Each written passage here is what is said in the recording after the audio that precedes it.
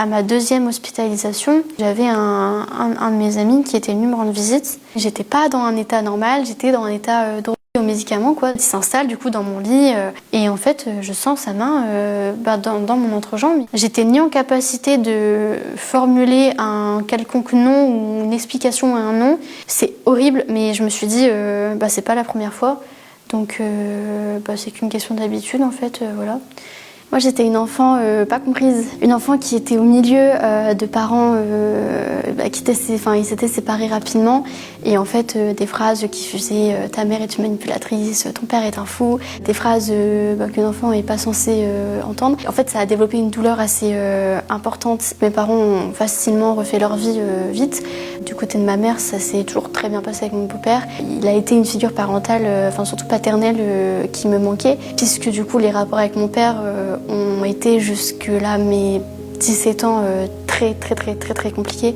Sa femme, elle a pas trop géré les conflits familiaux. Ma belle-mère, du coup, ce qu'elle faisait, c'est que, surtout quand j'étais petite, ça partait, comme dans toutes les familles, je suppose, ça partait pour un rien et ça finissait en gros truc. Par exemple, en primaire, j'avais pas fini la pastèque, les bouts de pastel qu'elle m'avait mis dans l'assiette, j'avais plus faim. Donc elle a pété les plombs et elle m'a mise dans le jardin, elle a fermé la porte. Il pleuvait ce jour-là. J'avais juste été prendre un pot de crème fraîche qu'elle m'avait demandé de demander, donc j'ai demandé à mon père et pas à elle, et ça l'a fait complètement péter les plombs. Donc elle m'a attrapé les cheveux, elle m'a attrapé comme elle pouvait, et en fait elle a essayé de me mettre du coup dehors. Sauf que j'avais plus 5 ans, j'avais 15 ans, donc je pouvais un peu plus me défendre. Voyant qu'elle ne réussissait pas à me mettre dehors, m'a poussée dans mes escaliers, donc je me suis fait une double fracture à la cheville à ce moment-là. J'ai vécu un harcèlement scolaire en fait de ma 4e à ma 3e. Ça a été vraiment hyper compliqué et peut-être traumatisant. Ça m'avait plongée dans le souci de l'automutilation, où du coup il me fallait absolument en fait une douleur physique pour oublier, passer au-dessus de tout ce qui se passait. Et en fait l'harcèlement du coup s'est propagé, donc j'ai changé de collège. Et je pense que ça a été la plus belle connerie de ma vie. Je rencontre du coup ce garçon c'était le mec du collège. Visiblement je le tape dans l'œil, donc moi il m'en fallait pas plus pour être dans tous mes états. Il me donne l'attention dont j'avais besoin. Et de fil en aiguille, on se met ensemble. Ma mère m'avait dit surtout tu fais pas la même connerie, tu sors pas avec quelqu'un, tu te concentres sur ton brevet.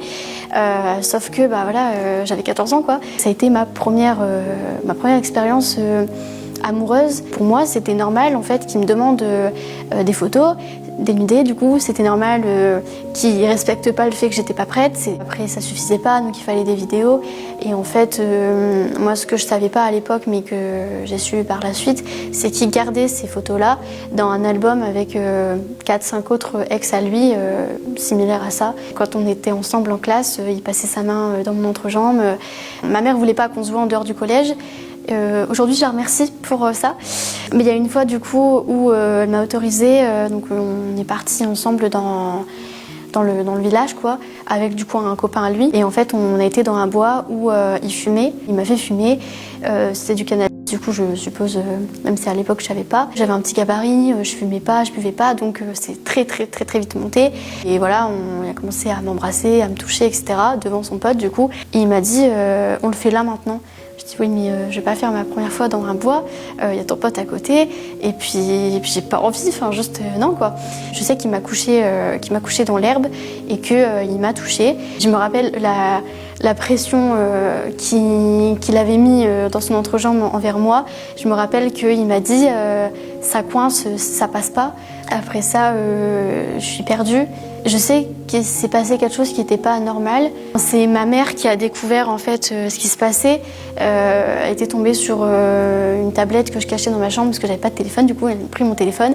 Elle a vu les photos, elle a vu les messages, elle a vu ses menaces, elle a vu ses demandes, elle a tout vu.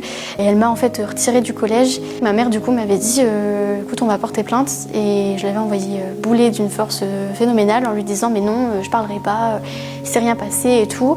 Je regrette énormément aujourd'hui. Un de ses amis qui vient me contacter me disant que du coup il se demandait si ça allait, etc. parce qu'il avait un peu appris la situation avec ce mec-là. Il était gentil.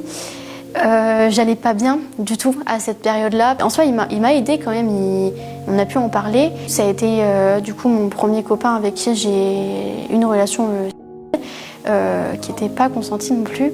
Il m'a demandé pour coucher avec lui, j'ai dit que j'étais pas prête. Bon, ben, il a dit ok, et puis il m'a redemandé peut-être 5 minutes après. J'ai dit bah non, je suis pas prête en 5 minutes quoi. Il a quand même touché, etc. Donc bon, bah, j'ai rien dit. Et ça a été beaucoup de relations comme ça, où dans des lieux que je voulais pas spécialement, dans des moments où je voulais pas spécialement, mais pareil, j'ai connu que ça, donc je tilte pas spécialement. La fois où je tilte vraiment et que je mets le mot c'est où je lui ai dit écoute oui on va le faire, mais j'ai mal à la tête, enfin ça tourne et tout, je me sens pas super bien quoi. Donc on le fait, je me sens d'un coup partir en fait en malaise et je le sens s'arrêter et je me dis bon ok, et en fait non, il me retourne et il essaye de re-rentrer.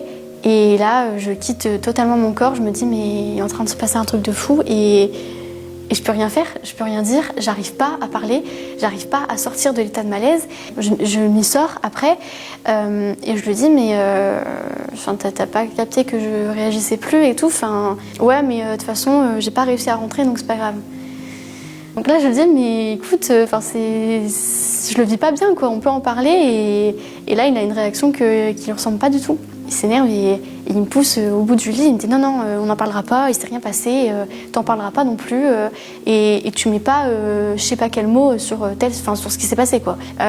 J'envoie un message à une copine et je lui explique la situation pour savoir en fait, pour moi jauger, est-ce que oui il a raison et c'était rien, est-ce que j'en faisais des tonnes, mon cerveau il pète les plombs totalement entre ce que du coup j'ai pu vivre avant et ce que je vis là. Elle me dit non, c'est pas normal quoi, on se sépare etc. Il revient 1 an plus tard, il m'appelle et puis il me reparle de ça, il s'excuse cette fois-ci. Il me dit non mais je me suis rendu compte que voilà, c'était pas ça du tout qu'il fallait faire, qu'il y a eu plein d'autres fois où tu le voulais pas et je le savais mais je sais pas pourquoi, je l'ai quand même fait. Voilà, j'ai quand même eu ses excuses, ça a fait beaucoup au niveau de ma guérison, je lui en veux beaucoup, mais c'est pas lui qui m'a le plus traumatisée, disons que c'est vrai que voilà, les mémoires traumatiques et les cauchemars que je fais, c'est pas sur lui quoi. Je sors de l'adolescence, du coup 17 ans, voilà, je remarque qu'il y a plusieurs soucis qui se passent entre moi et tout le monde en fait, que ce soit ma famille mais aussi mes amis. Mon apprentissage à l'école, je comprends les consignes 2 heures après les gens de ma classe. Même au niveau des émotions, c'est un carnage. Je pars très facilement dans des extrêmes, une joie totale où je saute partout dans la maison et après je redescends en tristesse énorme. Donc c'est vrai qu'à la maison c'est compliqué. Puis à côté de ça, on a le bagage émotionnel derrière avec du coup ces garçons-là parce que elle estime encore aujourd'hui que elle m'avait prévenu de pas me mettre avec eux, donc oui, ils m'ont dit, mais si je l'avais écouté et que j'étais pas sortie avec eux, ça serait pas arrivé. Et donc on se prend la tête beaucoup. C'est surtout dans des paroles blessantes qu'elle a toujours pu me dire, du style j'aurais dû t'avorter en 2003. À un moment donné, elle m'avait dit plus tard on te retrouvera à le premier qui aura eu le malheur de te regarder. Donc voilà, beaucoup de phrases très dures. Et là, donc j'arrive à mes 18 ans. Ça fait quelques mois que je suis avec un copain qui est bien, un copain qui est normal, le seul d'ailleurs, le premier et le seul que j'ai connu. Copain qui m'a énormément accompagnée, soutenue et valorisée et tout ce qu'il me fallait en fait. On est resté 1 an et demi ensemble du coup et voyant et connaissant du coup ma situation avec ma mère, il m'a dit écoute, viens à la maison. Donc petit à petit je m'installe chez lui, son père et ses parents sont hyper généreux et en fait je connais un semblant de famille, je suis écoutée, je suis soutenue, je suis valorisée. Donc j'ai mon bac et puis je tombe sur des vidéos comme là, de personnes qui expliquent leur vie, qui expliquent leur pathologie, etc. Donc je tombe une fois sur un trouble, sur une vidéo du coup d'un trouble qui s'appelle le trouble de la personnalité borderline. Je me dis quand même c'est bizarre quoi. C'est moi en fait dans la vidéo. Je suis une psychologue, du coup, je suis diagnostiquée du coup trouble de l'attention sans hyperactivité. Et du coup, ce fameux trouble borderline là, ça se manifestait des émotions qui sont très variables et très fortes. De la joie, on passe à l'euphorie totale, et puis de la tristesse, on passe à des envies de se suicider. vraiment clairement, avec un sentiment de vide énorme. C'est un trouble de personnalité, donc je sais pas qui je suis. Souvent, ça me fait rire. Les gens, ils me disent « Ah, j'aime trop ta personnalité ». Ben, c'est normal, c'est la tienne. Il y a un symptôme un peu caméléon qui se fait.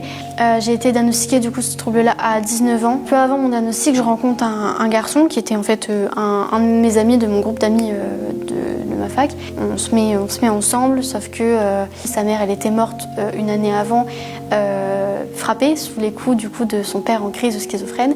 Et visiblement, les chiens font pas des chats. Énormément de violence verbale. C'était quelqu'un qui était très sanguin, donc t'habilles pas comme une grosse tu me fais chier, va faire tes TS, enfin bref, tout ça. Une fois, il est venu me chercher à la fac alors que je voulais pas. Il est venu quand même avec un bouquet de fleurs pour s'excuser et une bouteille d'Oasis. Il jouait aussi beaucoup sur la mort de sa mère parce qu'il savait que c'était quelque chose que, du coup, qui me touchait. Et donc en fait, le ton est monté, les cris sont montés et je me suis préparée en fait à recevoir une baffe parce que c'était par habitude. Et non, il a renversé l'intégralité de la canette sur mes cheveux et il est parti.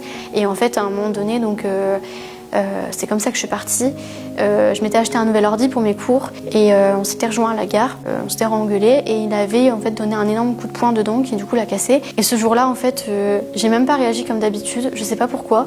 Je l'ai regardé et j'ai dit merci. J'ai dit merci et j'ai souri et je suis partie. J'ai quitté le 6 octobre de l'année dernière, donc ça fait plus d'1 an.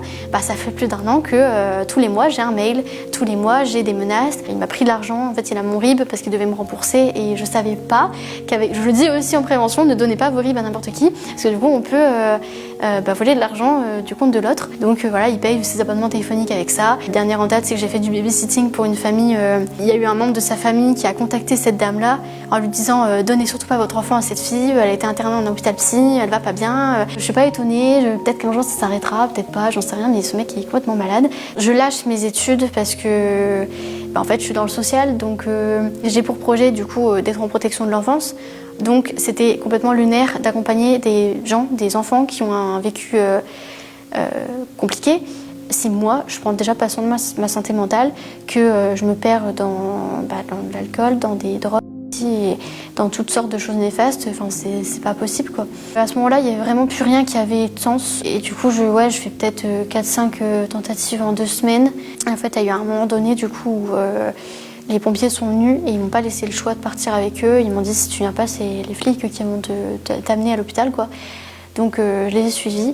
Ça a été très compliqué parce que, aux yeux de la loi, il est censé y avoir au minimum, je crois, 2 psychologues dedans, enfin voilà, où tu es censé être reçu au minimum 1 fois par jour par quelqu'un qui est en capacité de t'écouter. C'est pas du tout ce qui se passe. Les fois où du coup je partais en crise, ça allait pas plus loin que ça. C'est écoute, viens, on va te donner ton anxiolytique et puis après du coup je passais ma journée à dormir dans la salle commune avec tout le monde.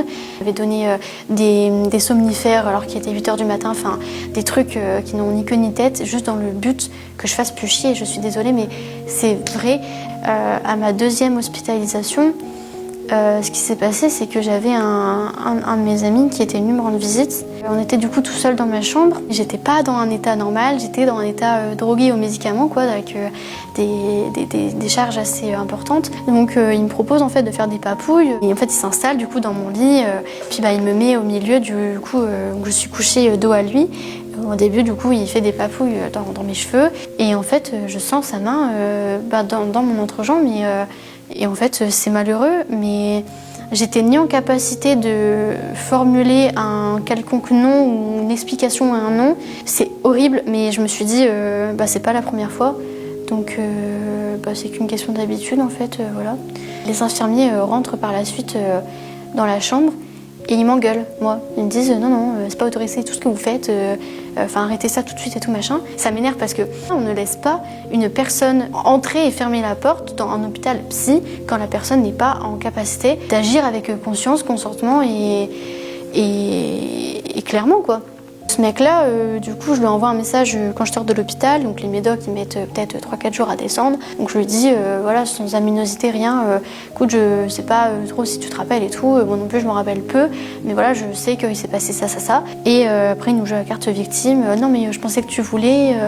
Tu m'as pas dit non. Je pense qu'il savait très bien ce qu'il faisait. Parce que de toutes mes hospitalisations, il n'y en a eu qu'une dans laquelle il est venu. Et c'était la seule où j'étais célibataire. Donc je coupe court à l'amitié. Les séquelles que les hôpitaux et l'errance médicale que ça a pu me faire, elle a été énorme.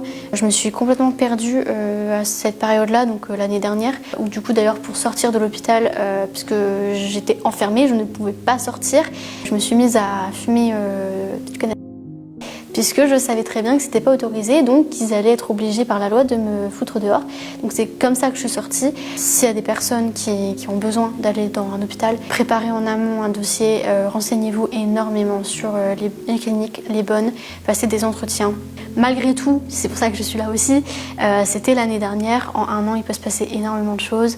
J'aurais jamais pensé à l'année dernière que j'en serais là où je suis. J'ai repris mes études, je suis bien. Et moi, ce qui m'a sauvé la vie aussi, c'est de me dire que dans chaque truc négatif, il y a un truc positif. Le tout, c'est vraiment de se rappeler que faut pas lâcher, il faut vraiment pas lâcher. Je veux juste que s'il y a des parents qui écoutent ça, faites pas les quoi, vraiment écoutez les enfants, écoutez la souffrance qu'ils ont et minimisez pas parce qu'il a 7 ans et il va pas bien. Non, c'est vraiment pas anodin et ça peut vraiment impacter la suite de sa vie très négativement si c'est pas assez pris en charge, si c'est pas écouté et si c'est pas cru, surtout cru.